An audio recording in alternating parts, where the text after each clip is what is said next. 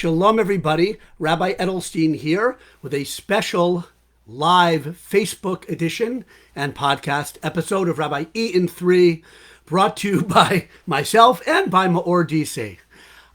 It is last minute, if there ever was a last minute. A couple episodes ago of the podcast, I had one that was entitled It's Never the Perfect Time. So the subtitle of this one could be Better Late Than Never. I'm not going to spend too much time flagellating myself more. Another episode we'll do that. We'll devote ourselves to that. But this should have been out there earlier because really this is an important public service spiritual announcement. And it's about an incredible day approaching. I don't mean Shabbos. We know about Shabbos, thank God. Beautiful, holy day of physical and spiritual delights and illumination and calm and expansion, expansiveness. Shabbos, can't wait.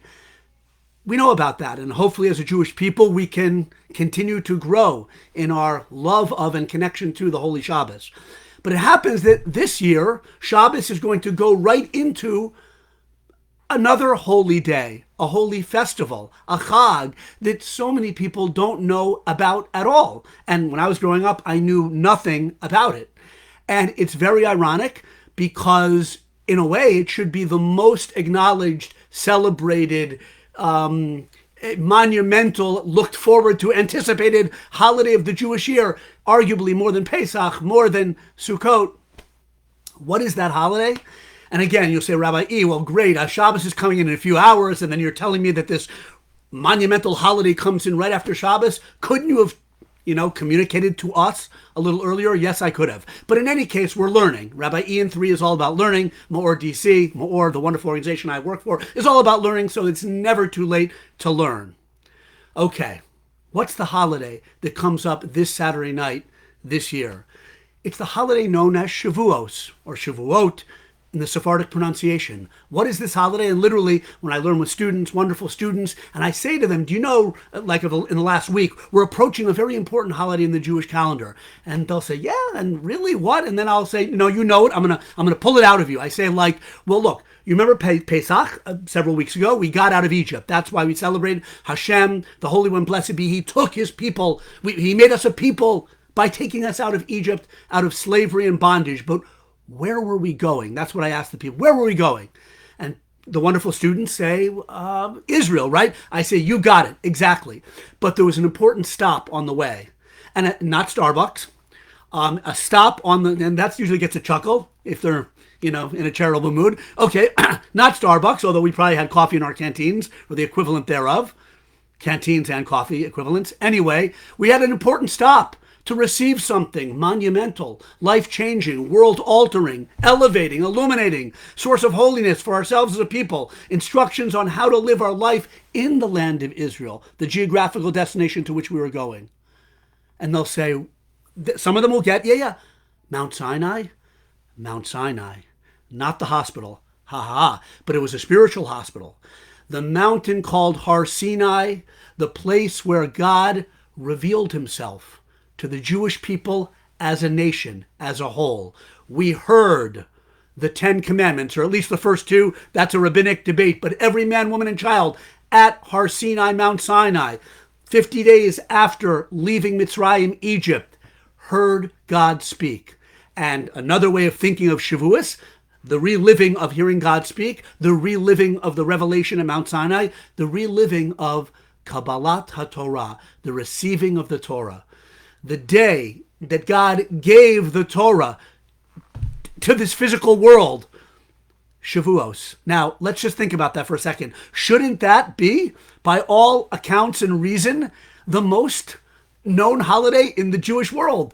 After all, everything we know about our Judaism comes from what we call the Torah, including the story of the Exodus from Egypt and the details of how to eat matzah and keep Passover. Not the details, they're in the oral law, of course, but all the explanations of everything, Jewish values, Jewish wisdom, Jewish history, it's in the Torah.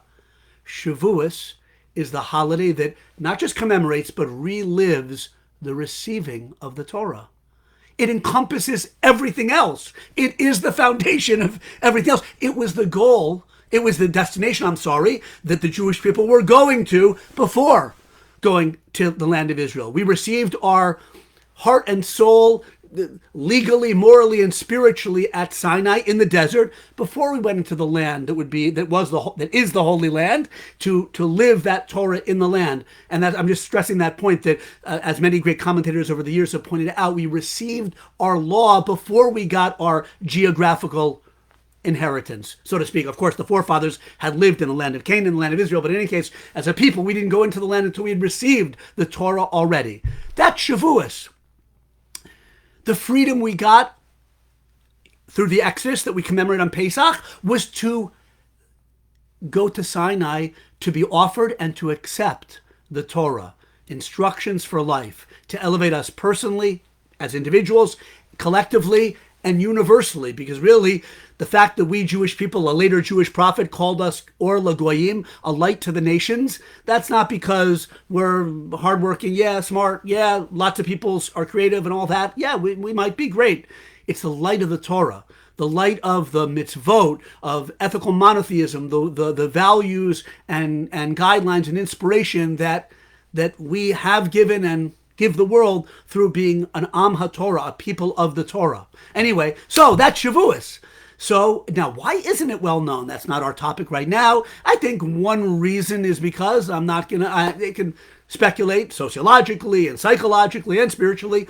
It doesn't have one grand front and center spotlight mitzvah itself, like the Haggadah, the telling of the story of Egypt at Pesach. It doesn't have a Sukkot in your backyard, whatever. It doesn't have any funny things you shake around. How can it, though? In other words, the reason it's not maybe as well known or not as celebrated, it lacks one prop, or I don't want to say gimmick, but it doesn't have a spiritual prop, because it's the foundation and context of all the spiritual values and within Judaism. God spoke to us. God spoke to this world and gave us this incredible Torah with wisdom and inspiration for forever and ever, divine wisdom. Now it's late, and I'm going to stop very soon because there still has to be a short last-minute podcast.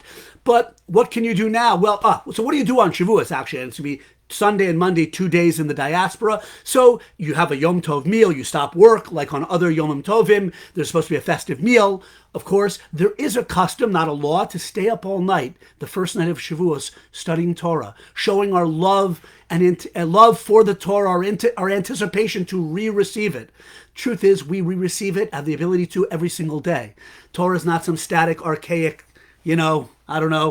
thing. It's a living law that we can take into our minds and our hearts, and it inspires us. So every single day we can receive the Torah. But this is the day of the reliving of the historical revelation at Mount Sinai. Now, you might have heard of Google Shavuos cheesecake. Right, there is a custom, not necessarily to eat cheesecake, but to eat dairy foods. Many beautiful reasons, lofty, funny, I'm not funny, but down-to-earth reasons. One beautiful one, Moses, after the Jewish people would hear the total of the 10 Commandments in that incredible public revelation that's the foundation of our faith, Moshe went up to the mountain, Har Sinai, for 40 days and 40 nights for a one-on-one study session with God to learn the rest of the laws of the Torah. 40 days.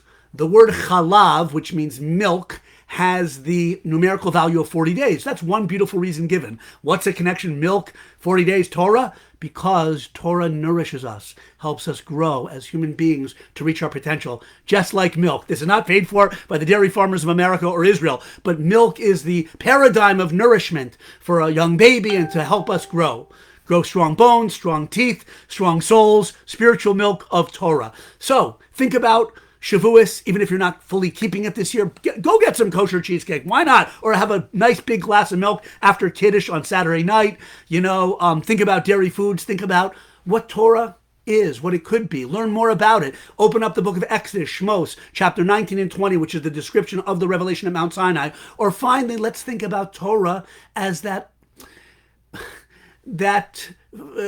unifier, which is it's supposed to be of the Jewish people. And even though some people are more observant and less observant, and yes, I know there are radically different ways of thinking about and learning Torah, that's true, that's ideology for another time, but all of the Jewish people were encamped around the mountain. And there was a space for all of us, and the Jewish people are one, and God is one, and the beautiful, lofty, incredible Torah that he gave us is one. Have a wonderful Shabbos and Shavuos, and hope to see you again. And thanks for listening, and hear me next time. And there's really no creative, elegant way to end these things, Bye-bye. Chag Sameach.